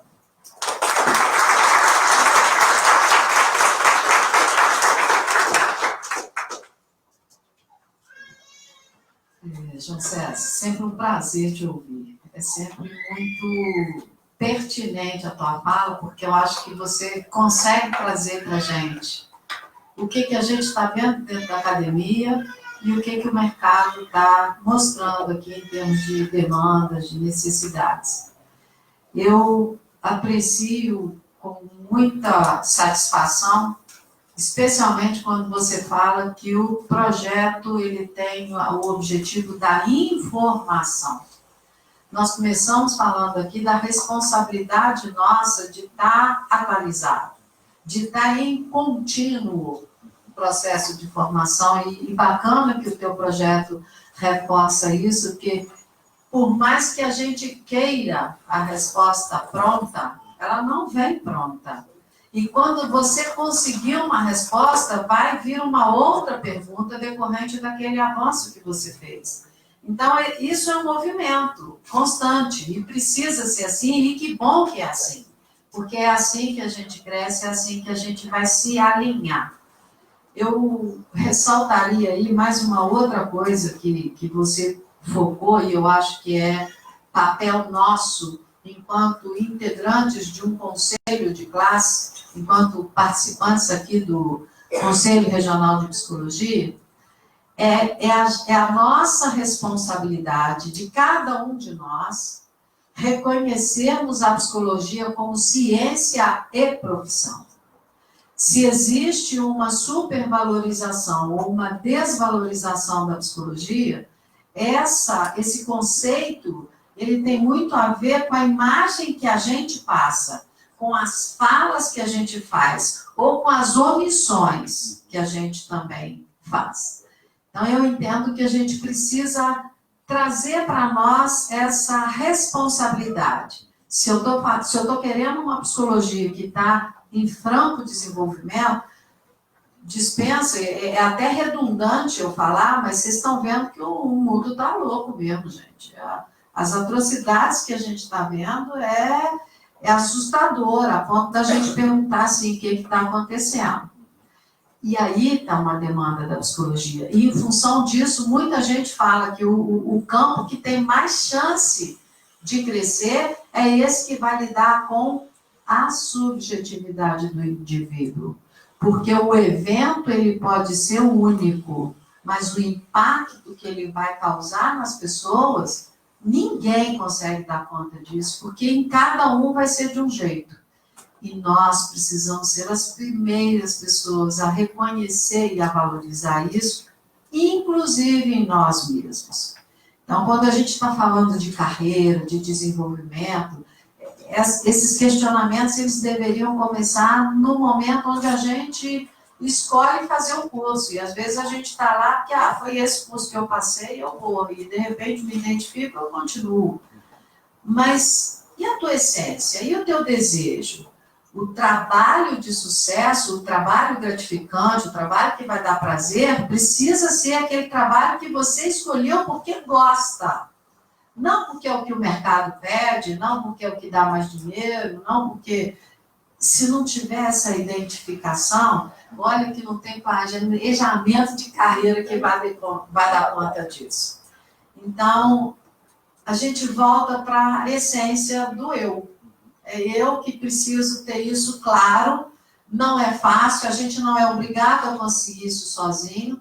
Eu gosto quando você fala também da possibilidade da gente buscar supervisão, buscar o aconselhamento de professores que estão mais tempo em alguma área, né? Que você tenha um vínculo legal e que você tenha essas referências. Eu acho que não é vergonhoso a gente chegar e trocar uma experiência, perguntar o que está se passando, o que você acha disso, o que você acha daquilo, mas a decisão precisa ser sua. Você não pode fazer porque o outro acha que. Você pode reunir informações para você decidir. Quanto mais autônomo, quanto mais dono da decisão você for, mais chance você tem condição de se sentir seguro, de se sentir no caminho correto. Eu acho que são essas coisas que eu gostaria de dizer. Tem algumas coisas que são muito óbvias também, que a gente precisa ter um cuidado para não levar rasteira. A gente acha que saiu da faculdade, a gente tem logo que montar o consultório, montar esse monte de despesa. E não, tem estratégias que a gente pode adotar que minimizam, inclusive, a decepção, porque você fala assim, pô, mas eu fiz isso tudo e nada. Então, tem um tempo, você precisa construir o teu nome, isso leva tempo. Então, não vai de cara só investindo financeiramente, achando que esse investimento fatalmente vai ter um retorno. Ele pode até ter, sim, mas tem um tempo que a gente não tem o controle de quanto tempo isso vai levar. E talvez você não tenha paciência para esperar o tempo necessário e a coisa pode ir para um outro rumo que não é o desejado. Mas eu vou passar agora, como a gente marcou, para que vocês possam trazer questões pontuais em cima de tudo isso que foi falado, das inquietações que surgiram, né? Porque imagino que tenham sido muitas, e até de possíveis aí reflexões que vocês tenham a trazer para acrescentar e enriquecer esse diálogo que a gente entende não está fechado, nem no conselho e nem na academia. E se não tiver essa contrapartida de vocês, não faz sentido nada disso. Então, a gente parte primeiro para um bloco de perguntas aqui e depois a gente abre para as perguntas para o pessoal que está nos acompanhando ao vivo, online.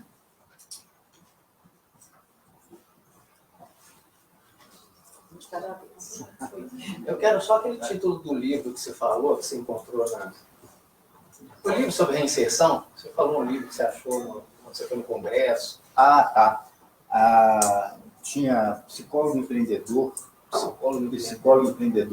Eu te mando depois as referências. Esse pessoal está até com site, com uma página no YouTube. Eu pego lá a referência certinho para você.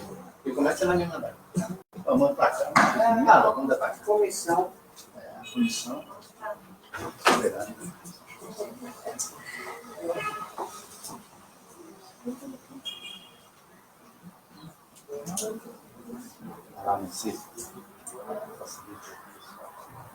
João, sempre é um prazer te ouvir, né? Vocês perceberam que a culpa não é minha de chamá-lo toda vez que eu preciso, né? Porque quando a gente chama, ele entrega com competência, né? Então, a culpa é dele.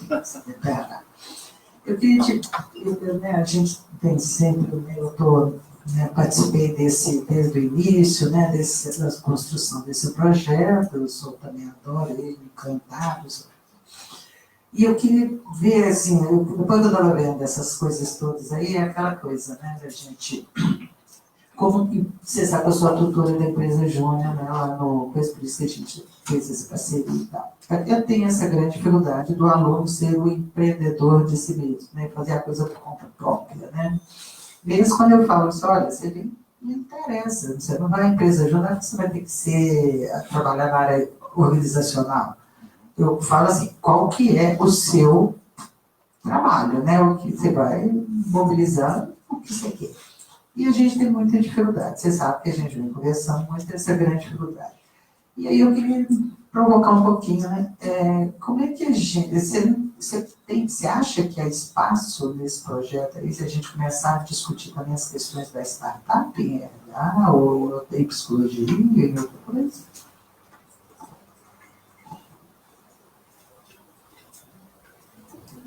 Obrigado, Nancy. Essa questão das startups eu acho um desafio enorme, porque, como a gente até comentou, né, a academia ela não dá conta de se manter, ela está sempre correndo atrás do fato social. A realidade, de repente, já tem alguma coisa, aí todo mundo fala assim, não, vou estudar isso. Startup é um bom exemplo, né? Tem aumentado muito a demanda.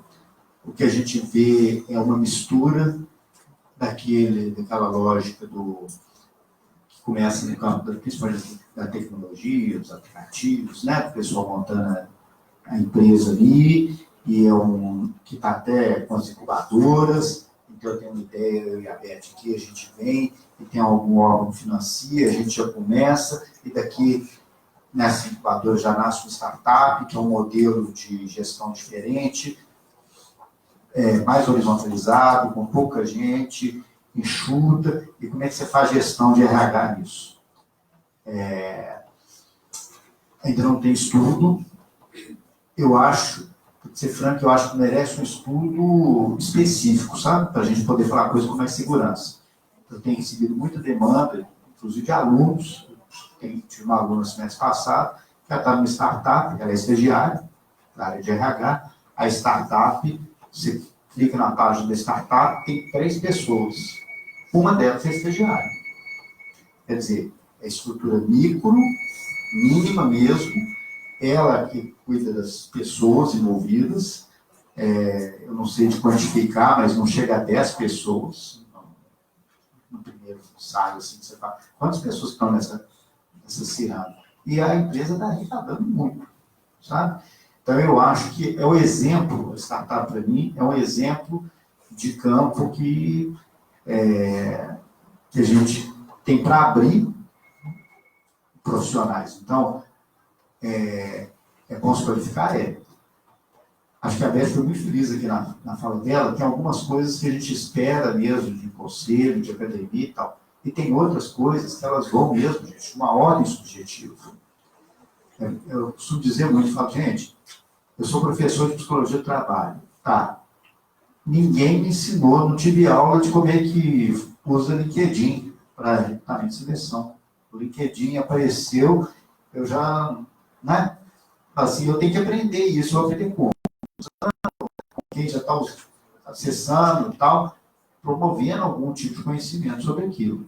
Eu tenho que me antecipar, olhar o fato e falar assim, gente, para onde que isso vai? Né? Eu acho que esse tema das startups, das incubadoras, do empreendedorismo, ele pede uma reflexão até maior.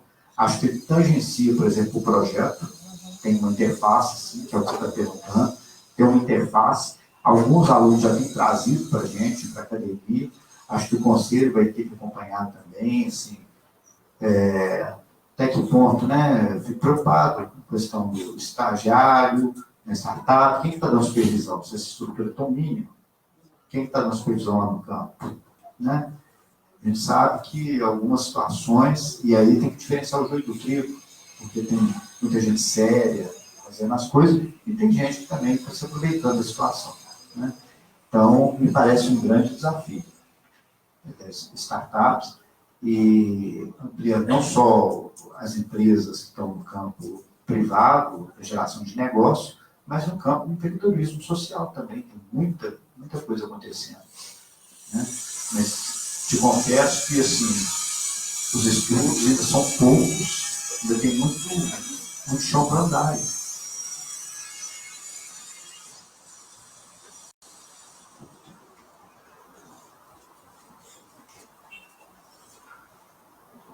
Gente, bom dia. É muito legal te ouvir falar disso, porque assim, a gente e a gente sai da ocupação estudante para aquela coisa, estou desempregado, né? E só que a partir disso você começa a divulgar o seu trabalho, as pessoas começam a te procurar. Nesse momento que você, igual, eu estou na clínica, eu começo a tentar, agora eu sou uma autônoma, eu tenho que trabalhar por conta. Mas como que é esse trabalhar por conta? Entende? Então, assim, e a faculdade não te dá bagagem para isso. Claro que na clínica alguns professores sim falam sobre, mas é aquela coisa muito... vai lá e faz. Vai lá e é assim que você tem que cobrar, é assim que você tem que fazer. Não cobra pelo entendimento, não, tem que cobrar porque o cara está aqui. Porque se não cobrar, ele vai falar, então depois eu volto. É aquela coisa. Então é tudo muito superficial. Então você vai pôr na cara para bater e você vai aprendendo realmente. Então, assim, não é nenhuma pergunta, é mais um apontamento mesmo dessa importância desse trabalho que vocês estão desenvolvendo agora, que, assim, parece ser muito legal e faz muita diferença para a vida do estudante, assim. Eu participei de um workshop para consultório, e eles falam também muito superficial, mas te dá uma bagagem para aquilo. Eu não sabia que eu tinha que ir na prefeitura me cadastrar como autônomo. Aí tinha um tanto de gente que já está atuando há 2, 3 anos, emitindo recibos de forma ilegal, né, teoricamente, e, nossa, eu não sabia disso. E aí você tem que pagar ISS. Exatamente. Então, assim, é mais mesmo parabenizar pelo trabalho e faz muita diferença na vida do... A gente está falando aqui, a gente não aprende como empreender. Graças a Deus, meu marido, ele faz essa coisa de marketing. Eu falo que ele é administrador. Porque aí ele calcula tudo. Não, deve ter que colocar isso na ponta do lápis. Até o seu andar da sua casa, até onde você está se colocando a sala, você tem um custo com isso. Você tem um tempo de trabalho em cima disso. Então, é muito legal isso. Muito, muito bom ouvir isso. E a gente sai desse lugar do além. Agora eu sou um autônomo e aí? Eu estou divagando aí no espaço. Muito legal. Obrigada. Deixa eu comentar o comentário da Débora. Débora, eu acho que, assim, o que eu queria frisar do seu depoimento, né, porque acompanhei a formação do SUS, mas tem uma coisa que eu acho que vocês retratam e que frisam um dos pontos mais importantes, que é a parceria, sabe?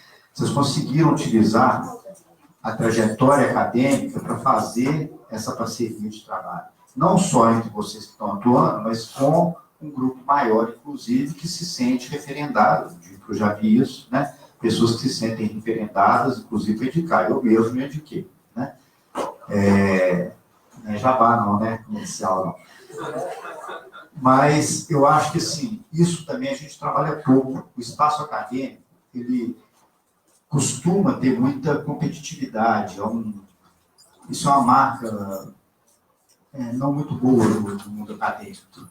E não é porque as pessoas são assim, é porque o processo de trabalho. Onde você publicou? Quando você orienta? Aquele texto que ficou famoso na internet, né? Precisamos falar sobre a vaidade do campo acadêmico. Embora eu não concorde 100% com o texto, eu acho que ele teve o mérito de puxar a discussão. E ele, às vezes, ele fragmenta muitas relações e as pessoas perdem chance de fazer vínculos profissionais importantes durante a formação. Elas vão muito com a ideia, ou você é minha amiga, ou você é minha inimiga, ou você é indiferente, mas valeu, eu sou parceiro profissional, sou uma pessoa que trabalha com criança. Eu costumo dizer, gente, a coisa mais difícil que tem é quando alguém vira para mim e fala assim, João, preciso de uma pessoa para fazer um processo de acompanhamento psicoterapêutico infantil. Aí você fala, qual que é a idade da criança? 7 anos. Né? Criança e tal. Quem que você vai indicar? Tem fulano. Ah, mas onde que é o consultório? É lá na Zona Sul. Onde que a pessoa mora? Em Viana Nova. E aí, assim, você não quer que ninguém pode indicar? Não é uma abstração, não é uma resistência ao processo. É porque é realmente difícil. Então, acho que tem que enfatizar esse aspecto da parceria, são de parabéns.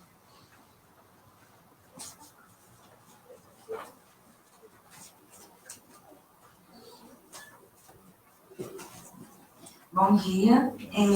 Eu queria... É uma dúvida. Como que o estudante, ainda como classe trabalhadora, né, tem esse desafio de estar tendo que se manter, tendo que trabalhar em outras mil coisas para fazer, e já está querendo, já é para focar, né, já começar a trilhar o caminho, essa escolha, esse momento da escolha, entre um leque de mil possibilidades, que o meu professor até falou, olha, sua formação já começou, seu currículo já está aqui, cadê seu currículo? Já está andando. Então, assim, quando a gente tem outras coisas também tão importantes quanto a formação, fazer essa escolha, agora eu vou largar 80% disso aqui para escolher isso. Qual sugestão, né, até mesmo para organização, como experimentar essas facetas para ter certeza, ou quase certeza que é esse o caminho, isso é uma dificuldade que eu queria que você comentasse. Obrigado. Como é que você chama? Nívia. Nívia. Essa é a história de todos nós, né? Como é que você faz escolha? Escolha implica em, se eu quero pegar esse celular, bom, não vai dar para pegar o copo, não. Tem que largar esse aqui para pegar. Escolha implica em perda. Não tem muito jeito, não. Bem-vindo ao campo adulto, que é um mito que a gente vive, que fala assim, não, você vai ter tudo. Mas acho que a Beth, ela fez um comentário aqui que muito pertinente, sabe? Quando você, como classe trabalhadora, vira e fala assim, eu vou fazer faculdade, você sabe o que você está fazendo, né? Você está se recusando, pelo menos por um momento, a ficar no lugar onde é para você ficar. Porque se você é classe trabalhadora, você fala assim, então eu estou aqui para trabalhar, eu não estou aqui para estudar. Aí você fala assim, não, mas eu quero estudar, eu quero acessar o campo de conhecimento, eu quero acessar redes culturais, eu quero, inclusive, promover uma sociedade mais justa, enfim, o que você quer fazer. Ao sair desse lugar, você já assumiu o desconforto, o que o seu professor falou, você tem razão. O seu currículo já começou a andar. Né? E isso, vai trazer desconforto não uma hora, não o tempo todo. É o tempo todo. E eu falo com muita tranquilidade, porque eu fiz meu curso superior, trabalhando, estudando, casado com filho, e a turma chegou no ponto que, assim, eu estava num esquema um pouco diferente da minha turma, que o pessoal estava num outro movimento de vida, escola de cinema, clube de televisão, e eu já estava assim, na formatura, eu falei, gente, eu não vou formar com vocês, eu preciso de dinheiro da formatura, porque eu preciso da grana. Então, assim, a realidade se impõe mesmo, as escolhas para quem está numa condição de vulnerabilidade socioeconômica não são tão amplas, isso é verdade, né? Quando você trabalha em orientação profissional, isso é a primeira coisa, o Silvio Bock já falava disso, o Marilu Lisboa também, não tem essa escolha tão abstrata, tão absoluta, mas o que a gente sugeriria? Primeiro, aproveita ao máximo as oportunidades que a escola puder te apresentar. No campo de estágio, aproveita o professor, pergunta ao professor, sabe? Não se conforme, porque você já não se conformou. A primeira grande não conformidade você já fez, que é ir para a faculdade. Continua nisso. Fala assim, mas professor, como é que é? Não estou entendendo. O que a gente vê muitas vezes é que as pessoas, às vezes, paralisam nessa... incomodou, então agora algumas pessoas veem, não é só psicologia, não, educação superior como escada rolante. Entrei, agora não está difícil entrar, é só esperar que eu vou sair. Né? Não aceita a mediocridade, sabe? Incomoda, pergunta, lê, vai para os estágios, busca o estágio, incomoda o supervisor, e vai. E cada incômodo, cada movimento desse vai gerar mais incômodo. A gente tinha falado, mais pergunta. Mas isso assim, e assim. lá na frente, a vida também vai te apresentar algumas coisas. Algumas você controla, outras não. Sabe quem que vai... Eu falava assim, nunca vou atender em clínica. Não vai ter, eu já trabalho. Formo, vira um colega para mim, médico, e fala assim, João, você formou, eu estou precisando indicar um paciente para você. Fala assim, meu Deus do céu, tem um lugar onde eu vou atender? Ele falou, na minha sala. Eu só trabalho no meu horário nesse lugar, no outro horário eu estou em outra instituição, você tem a sala lá. Eu olhei e falei, gente, não é possível. Estou brigando aqui com a paciente, você fica naquele negócio assim, né? Dentro compra o ouro, né? De repente o cara chega e fala assim, está aqui o paciente, está aqui a sala. O que mais você quer? Entendeu? Eu falei assim, eu vou até para saber se o que eu quero mesmo ou não. Né? Eu me senti preparado, aí paguei supervisão, fazer, porque eu falei, estou recém-formado. Né? Então, eu acho que assim, potencializa as oportunidades que te aparecerem. Não se conforme. Não. A grande não conformidade você já fez a primeira. Continue nisso. Vai aparecer, não para, não tem alívio permanente para isso. E você acha uma resposta e fala assim, que bom. E aí vem outra pergunta. Né? Você começa a atender no consultório, você fala, agora eu sou psicólogo clínico, tenho meu consultório e tal. Aí chega um psicótico, aí você fala, meu Deus, eu não sei atender psicótico. Aí você fala, não, agora, esse aqui tem história de dependência aqui. Como é que é? A mesma coisa? É sério? Então, são desafios que você vai aceitando alguns, outros não, e acho que essa questão do amadurecimento, que você não tem que se cobrar, a Beth falou disso, eu gostei muito, você não tem que se cobrar, dar conta de tudo, o curso é generalista. Você sai psicólogo generalista, você fala assim, eu vou trabalhar no trabalho, eu vou trabalhar na organização, eu me afinizo mais com isso, estou investindo aqui, tenho buscado isso, né? Mas, de repente, surgiu uma outra, por que não? Cara, isso também, assim, né? Dentro do que você entender que é pertinente. Potencializa as suas escolhas, isso que eu te diria. Eu gostaria de fechar com essa questão mesmo. Acreditem nas suas possibilidades. Se vocês forem as primeiras pessoas a entrarem num desafio acreditando que vão perder, acredite, vai perder. Que você já está acreditando que perdeu. Então, parece fácil falar, a gente sabe que não é. Mas esse estresse, esse peso, essa cobrança, ele pode nos mobilizar e deve nos mobilizar em direção ao sucesso, em direção à escolha acertada. Quem garante que vai estar acertada? Ninguém. Quem vai garantir é você, no percurso, vendo que aquilo te agrada e não te faz mal. Te faz feliz e não infeliz. Uma outra coisa que eu acho que hoje a gente tem a nosso favor é o próprio mercado. Nós não precisamos ficar amarrados numa escolha feita. Eu fiz a escolha, estava bom, mas hoje não está mais. As coisas estão mudando tanto. Qual o problema de eu mudar também? Eu gosto quando o João traz isso numa das primeiras falas dele. Nós fazemos parte da mudança. Então, não vamos entender que aquilo que a gente decidiu precisa ser cristalizado de forma nenhuma. Não tem vergonha nenhuma falar, eu vou recomeçar, porque do jeito que está não está legal. Eu acho que o que você não pode perder de vista é a questão da informação, mas uma informação que te acrescente, né? Não é uma informação para falar que sabe e desconectado. Não, precisa estar linkado no objetivo, precisa estar linkado na tua preferência. Tudo isso vão somando fatores que tendem a dar um resultado positivo. Tendem, porque a gente não tem como garantir, senão na execução, senão no percurso. Então, eu acho que é fundamental essa autoconfiança, essa autocrítica, essa autocensura e esse autopoliciamento. A gente, às vezes, tem uma tendência, as mídias hoje, né, elas estão para o bem e para o mal, né?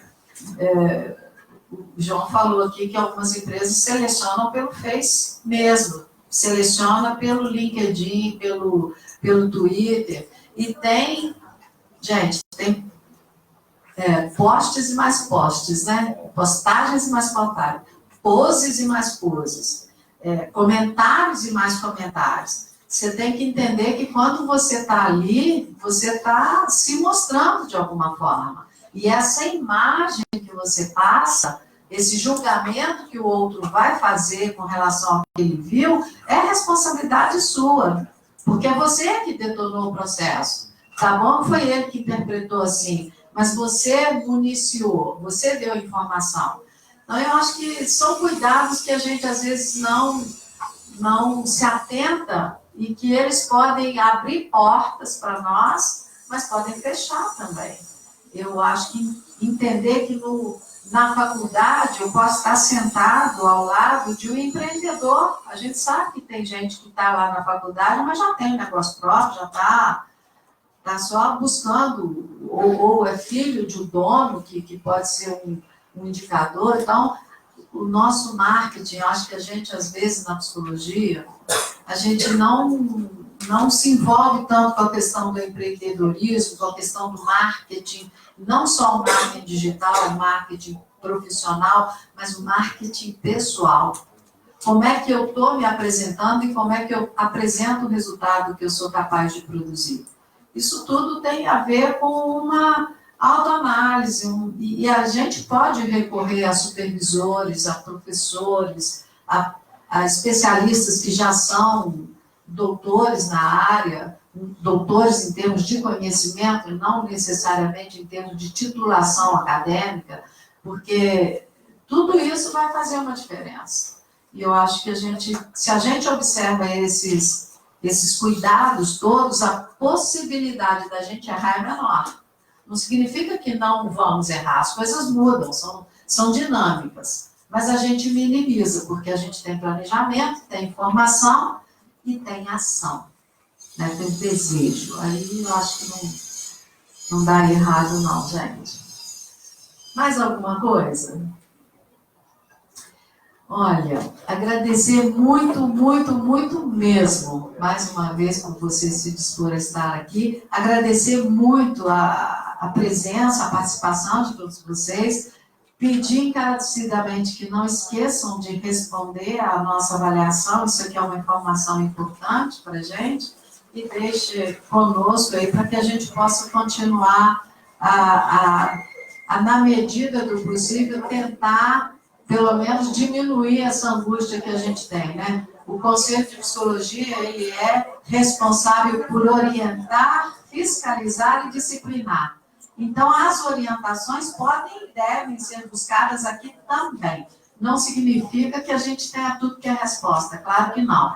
Mas, certamente, aqui tem um contingente muito maior de informações que pode te evitar dar cabeçada por aí por falta de conhecimento, de domínio da área. Então, aproveite isso, é para você, é seu, é de direito, e o que a gente puder fazer, contem sempre com a gente. Em nome da minha comissão, da nossa comissão, eu falo minha, porque a psicologia organizacional do trabalho é paixão nossa, eu agradeço a vocês e a vocês, principalmente. Muito obrigada, tá?